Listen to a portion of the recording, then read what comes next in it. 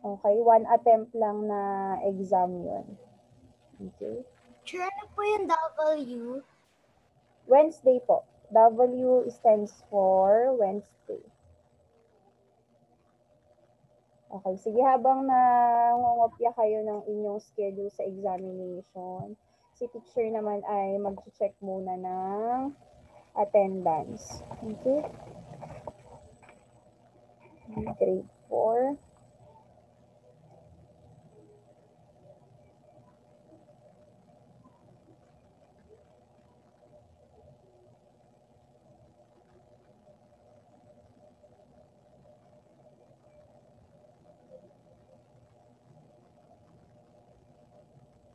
Sure. Yes po. Yes po. May tanong po?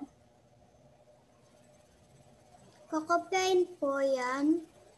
Opo, kopyahin niyo po ang schedule niyo para alam niyo kung kailan kayo mag-exam sa Pilipino. Okay? Sa November 11, Wednesday po yan, 1:30 to 3. Okay, so anytime from 1:30 to 3 niyo pwedeng buksan yung exam. Okay, pero 1 attempt lang siya, class, ha, hindi nyo na siya pwedeng buksan ulit. So kung ready na kayo at may stable internet connection na kayo, saka nyo lang buksan yung exam para hindi kayo magpa-reopen. Okay, very good, Manrit. Nakita ko na yung schedule na exam na naisulat. Okay, sige, mag-check muna si teacher ng attendance. Gian Colin. Present. Okay, how about Rysel? Rysel? Okay, very good, Mikey. Si Rian, nakita ko rin kanina. Rysel? Wala pa po si Rysel, Rian. Sige, let's leave Rysel for a while. Babalikan natin si Rysel mamaya. Dito ako! Ay, okay. Andiyan ka. Sige. Justin, may question ba, Justin? Naka-raise ka ng hand. Sure. Naka-raise yung hand mo. Sure. Napindot? Balik ako. May tanong ako. Ano yung tanong mo, Sure. Justin? Oh. Sir, balik pag nawala ng internet, paano yun, sir? Pwede rin may open? Pag nawalan kayo ng internet habang nag-exam. Yes po. Opo, pwede naman po yun. Bali, i-check natin kung ilan lang ang nasagutan nyo kasi lalabas naman sa RLX yun. Tapos, sisendan ko kayo nung request form. Okay? Tapos, ipapafill upan nyo yun sa parents nyo and then isi-send back kay Nurse Wendy or sa register. Very good, Isabel. Ganun po ang cycle. Okay, sige. Nathaniel? Present. Present. Okay, Ria, very good. Nakita ko na rin. Al James?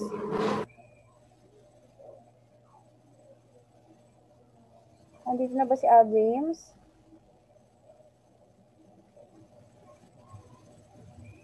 Ayan, nakita ko na si Al James pero hindi pa siya nag-unmute. Al James, mag-unmute ka para makapag-present ka. Present. Okay, very good. Jace Arkin? Present. Okay. Mary Margaret Almazan?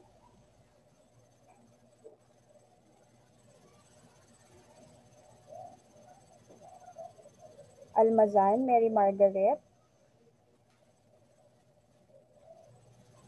Wala pa po ba si Mary Margaret? Okay. So, wala pa si Mary Margaret. Tia Elaine? Present, sure. Sir, dito si Mary Margaret. Meron po. Pero i-unmute. Okay. Sige. Ay, ayun nga. Margaret, will you please turn on your camera? Pati ang Sino iyong yung microphone. Philip? Kaya nga, mamaya titignan natin kung sino siya. Philip, will you please change your name with your real name? Sino po Sure, si si Philip? Alex po yun. Okay.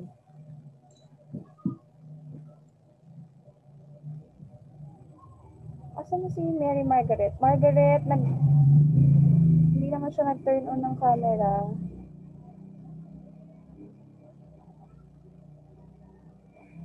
Okay, sige, lampasan ko muna si Mary Margaret. Ria.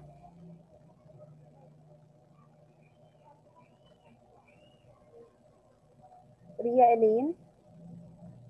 Present, Chair. Okay, Aubrey Dale. Present, Chair. Okay, Millie Sophia. Millie. Kung si Millie parating late, napapansin ko. Okay, wala pa. Sukman. Present. Manpreet. Okay. Maven. Present. Okay. Samantha Bree. Samantha. Present. Parang Then we have Iona Joshua. present. Mikey De Guzman. Present. And then Alexander. Alex, will you unmute? Para malaman namin andito ka.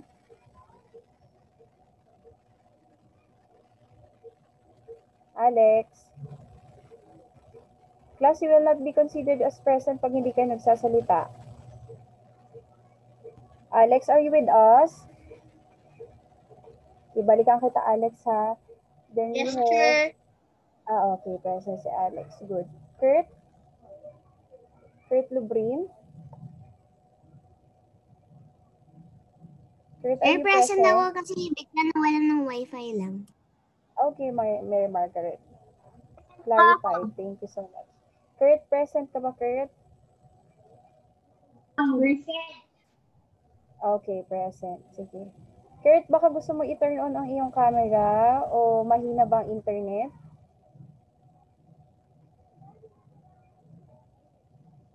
Okay, Kier? Present, teacher. Okay, Justin Red? Okay, Ryan Ubido?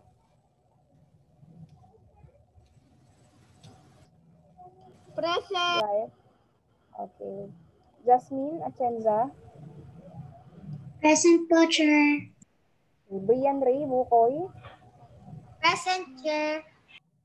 Isabel Hernandez? Present. Manrit? Present po. Then, Jasmine Kohar? Present po. Ordinary Aleshane? Present. And then, Lana Tamayo? Present. Okay. Nathan, wala ka sa iyong camera. Saan ka nagpunta? Even Justin. Saan na si Justin? Okay. So, sige. Si Millie lang po ang wala pa so far. Ayan. Ayan na siya.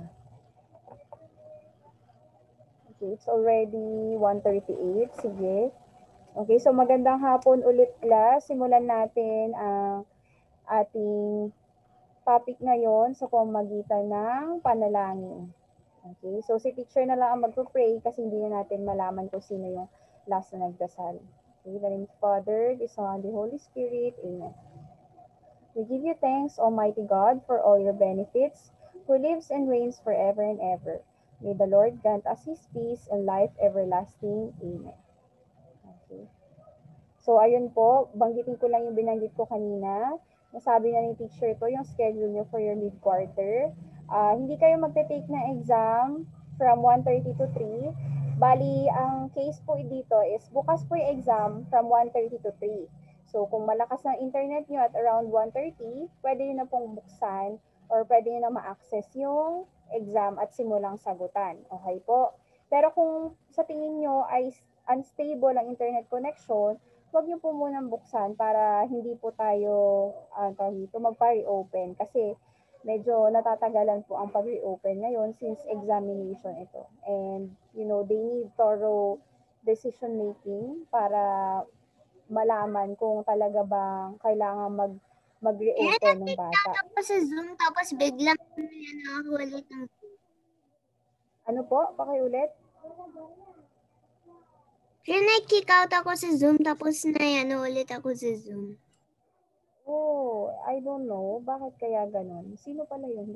Ay, si Margaret? Si Margaret ba Si yun? Margaret. Opo. Oh, baka yung Kasi internet may connection naka-internet Margaret. yun. Oo, yun. Feeling ko yun din. Kasi sabi lang sa akin. Okay, sige. Tuloy ko. By the way, class, recently, di ba, nag-quiz kayo sa Filipino. Ngayon, gusto kong reviewin natin yung mga sagot nyo. Okay? Para review nyo na rin to para sa exam na susunod. Okay? Which is sa November 11. Okay? Sige. Napansin ko rin na maraming hindi masyadong nakakuha sa mga items na to, itong sa 1 to 5, yung sa gamit ng pangalan sa pangungusap. At may gusto rin i-clarify si teacher kasi nagkamali ako dun sa answer key. Okay? Dito sa number 1. Okay, basahin mo yung teacher ang instructions tapos sasabihin ko kung ano ang tamang sagot. Okay, number 1, ang instruction, tukuyin ang gamit ng mga pangalan sa pangungusap kung ito ay simuno o paksa, kaganapang pansimuno, layo ng pangukol o layo ng pandiwa. Okay, so may apat tayong gamit ng pangalan.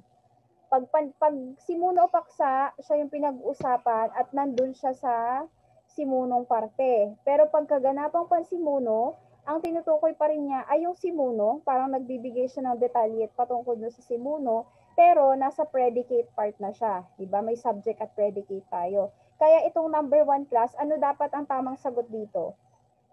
Sige nga. Ito ba ay simuno o paksa, layo ng pandiwa, layo ng pangukol o kaganapang pansimuno? Ano yung sagot niyo, class? Naaalala niyo po ba ang sagot niyo dito? Okay, sige, Lana. Nag-raise ng hand si Lana. Lana, anong sagot dito, Lana?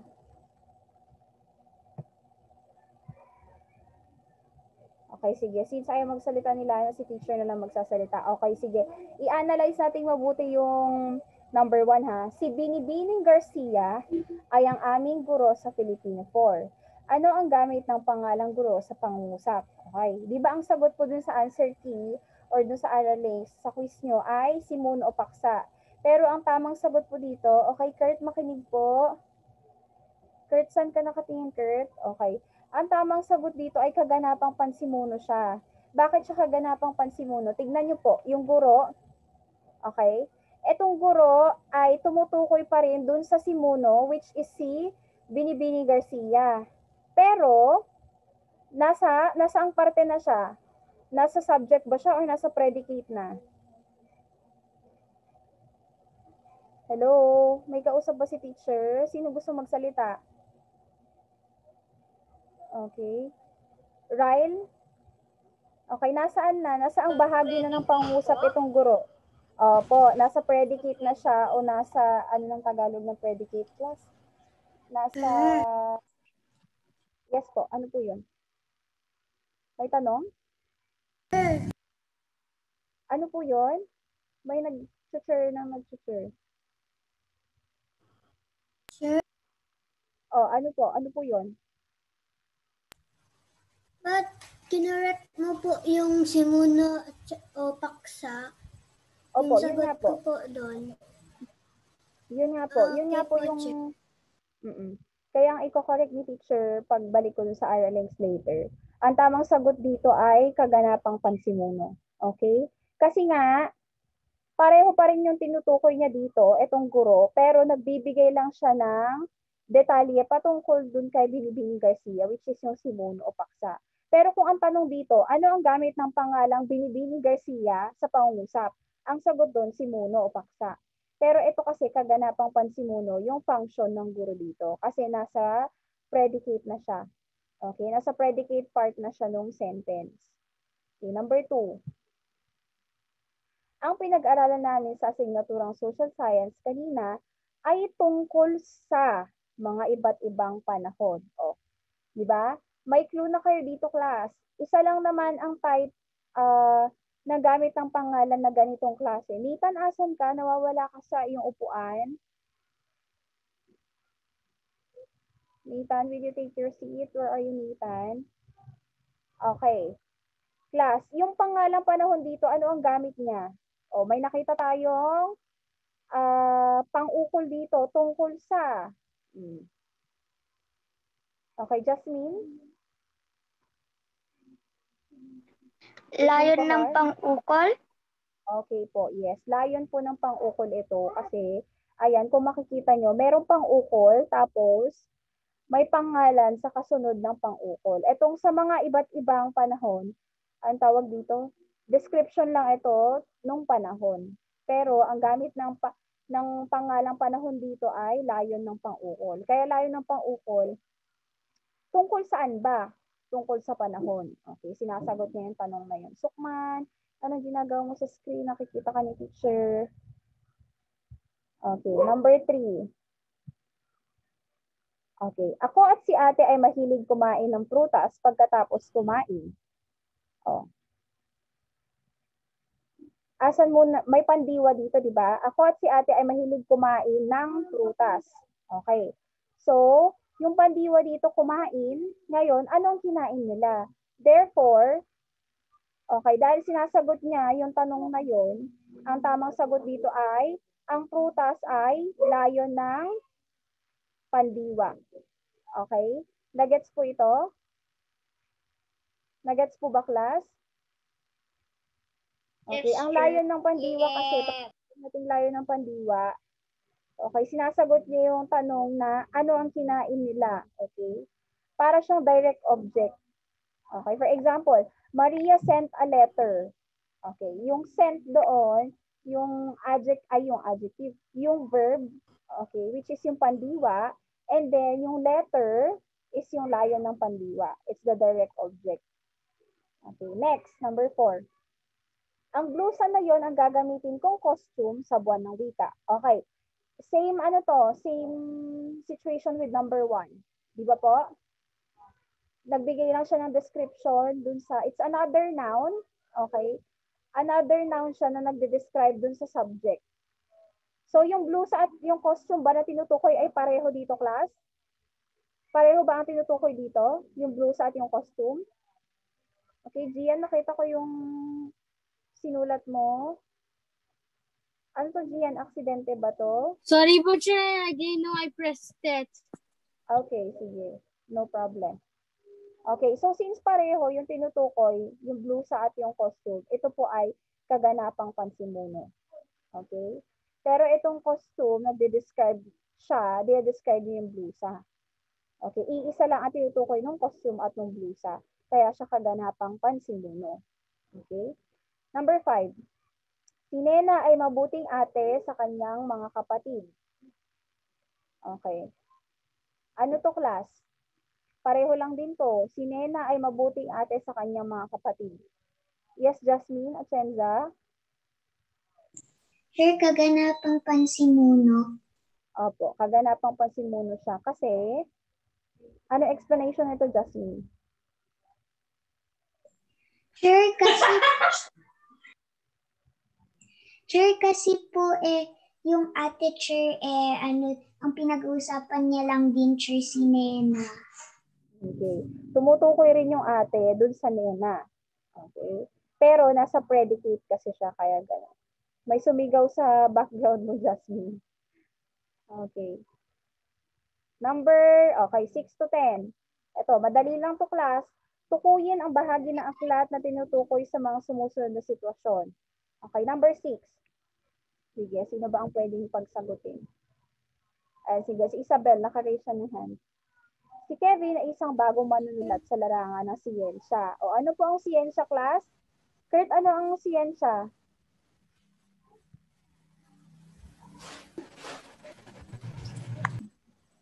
Kurt, what is siyensya? Anong ibig sabihin ng siyensya, Kurt?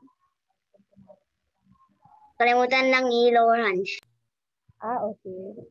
Siyensya is science. Okay. So si Kevin ay isang bagong manunulat o writer sa larangan ng science. Gusto niya ilagay sa kanyang libro ang mga taong tumulong sa kanya upang mabuo ang kanyang libro. Anong bahagi ng aklat ang dapat gawin ni Kevin? A. Paunang salita. B. Pabalat. C. Pahina ng karapatang city. Okay, sige. Si Isabel ang gusto ko sumagot. A po, Chair. Paunang salita. Okay, very good. Ang tamang sagot po dito ay paunang salita. Bakit? Sige, mag-elimination tayo ha. Pag sinabi natin elimination, tatanggalin natin yung mga sagot. Okay, yung mga hindi sagot. Pabalat. Makakakita ba tayo ng tawag dito, ng letter sa pabalat? Di ba wala? Wala pong letter doon. Ang makikita lang natin sa pabalat ay title, publisher, and then the author's name. So, mali na ang pabalat. How about pahina ng karapatang sipi? Sa karapatang sipi, doon lang nilalagay na ang librong ito ay pagmamayari ni Ryle, okay, dahil siya ang sumulat nito, for example. At may karapatan din ang Phoenix Publication dahil sila ang nag-publish nito. Okay. Yun lang naman po ang nakasulat sa karapatang sipi. Therefore, it's not the correct answer. Okay, ganun dapat ang ginagawa niyong class. Ina-analyze yung mabuti yung choices bago kayo mag-come up dun sa tamang sagot. Okay, number 7. Si Nena ay nagbabasa ng kanyang science book nang mabasa niya ang salitang photosynthesis. Gustong malaman ni Nena ang kahulugan ng salitang ito sa mismong libro na kanyang binabasa. Okay, so without the use of dictionary. Saang bahagi dapat pumunta si Nena? A. Bibliografiya, B. Glossary, C. Index. Okay, sige, si Kier. Nag-release na hand si Kier.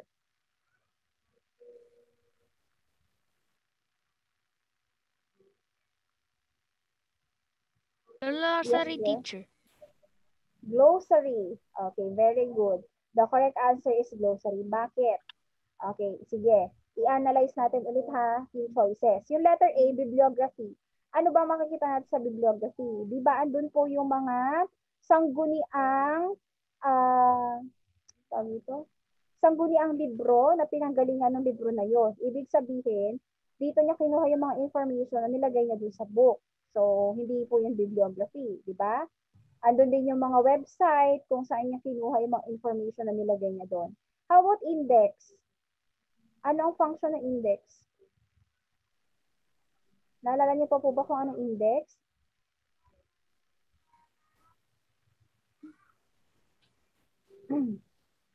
Anyone? Okay, same people. Okay, how about Mikey? Ayan, si Mikey, nag-raise siya ng hand. Mikey, ano ba ang index? I was just asking if I could go to the restroom. Okay. O sige po, pwede na pong magpunta sa restroom. Ikaw, Nathan, ano ba ang index, Nathan? Kung naalala mo pa. O, di ba ang glossary? It's like a dictionary inside the book that you can see on the back portion. How about index? You can also find this in the back portion, di ba? Pero ano naman po ang laman ng index? Okay, anyone? Hala, ang dami yung class, hindi kayo nagre-recite. Okay, si Ria. Sige, gusto ko Sure, yun marinig po si yung Ria. mga pages na pwede pong pag-aralan. Pages. Okay, malapit na Ria. Okay, tama naman yung sinabi ni Ria. Pero dito natin makikita yung mga topics. Okay, mga topics na na-discuss dun sa book. Okay, at kung saang page nyo sila mahanap. For example, photosynthesis. Nabanggit ang photosynthesis sa pages 46 to 49. Okay, ganun po ang index. Pag glossary naman, andun mismo yung meaning ng photosynthesis. Example, photosynthesis is the process of what is photosynthesis again? It's the process of making food for plants, right? Tama po ba yung definition teacher ng photosynthesis? Yes? Okay, nag-guess si Isabel. Yes, tama yung photosynthesis. Okay, next. Number 8. Ang mga sumusunod ay bahagi ng aklat na maaaring meron o wala sa isang libro maliban sa. Okay, so dapat parati natin binabasa mabuti yung tanong kasi medyo tricky itong tanong na to. So lahat daw po ito ay pwedeng optional, okay, sa isang libro maliban sa. Ibig sabihin, ang hinahanap natin ay yung vital o yung importanteng parte ng libro na kung saan ay hindi dapat matanggal. Glossary at index. Okay, parati bang meron to sa isang libro? Hindi, optional sila. Therefore, talaan ng nilalaman ang tamang sagot. Okay po? Kasi itong talaan ng nilalaman ay parating kailangan sa libro. Okay, sige. Number 9, Justin. Justin, number 9.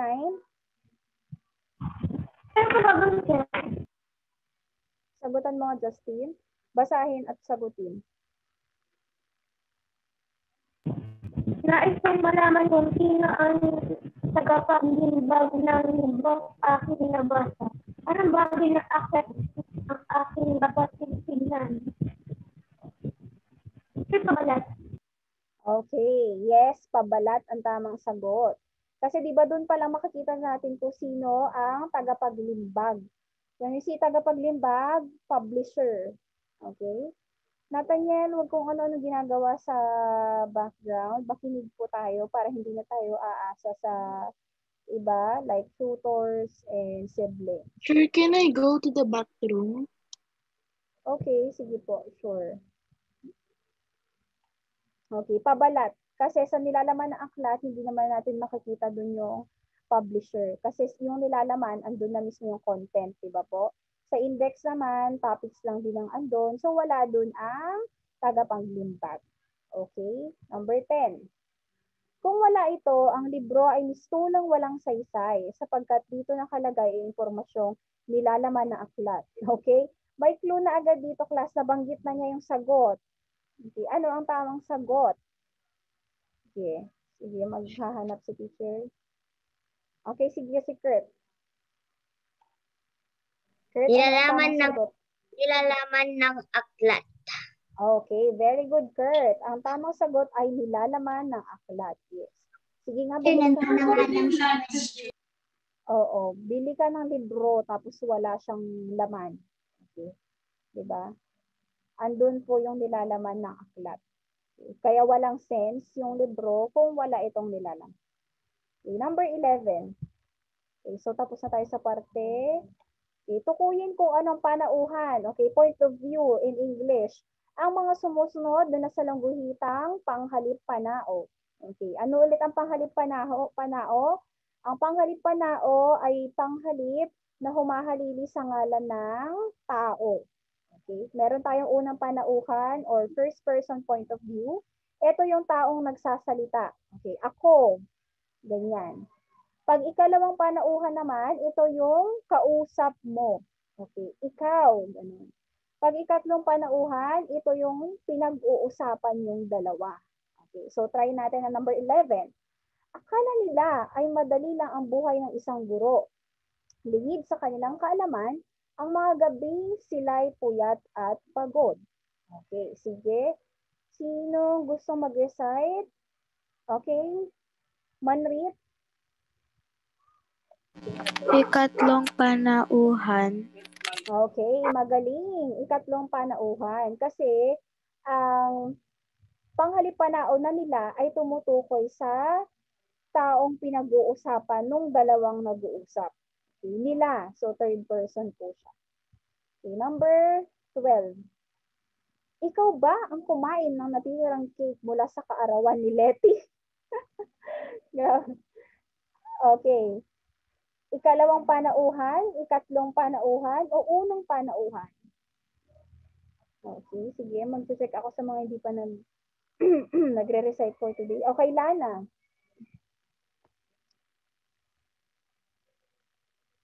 Lana? Ikalawang panauhan.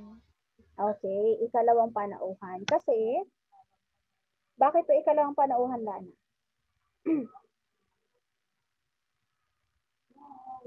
Kasi kinakausap mo yung tao. Okay, tama. Tumutukoy po ang panghalipanaon na ito sa taong kinakausap mo. Kaya sa ikalawang panauhan. Okay, very good. Number 13. Okay, ito naman identification ng parte ng maikling kwento or bahagi ba? Elemento ng maikling kwento naman ito. Number 13, andito ang pinakamasidhi o pinakamatinding emosyon ng kwento. Okay. Ano po kaya ito? Andito ang pinakamasidhi o pinakamatinding emosyon ng kwento. Nasa ano to, Kat? Nasa banghay. Nasa part ng banghay. Okay, banghay is the plot, right? Okay. Sige, si Aubrey naman. Aubrey? Teacher, kasukdulan. Okay, very good, Aubrey. Kasukdulan o sa Ingles ay climax. Yes. Kumbaga sa teleserye, andito na yung nagsasampalan yung dalawang magkaawa, yung bida at kontrabida. So, yun yung pinakamatinding emosyon ng kwento. Number 14. Ito ay ang bahagi ng banghay kung saan pinakikilala ang mga tauhan at nilalahad ang tagpuan ng kwento. Okay. Saan bang parte ito ng banghay or ng plot? Sige, Justin. Sir, ano rin yung pan? Ano bang ibig sabihin? Na? Mag-sample ka ng isang sentence, sir. Ano sentence? Elemento ng maikling kwento.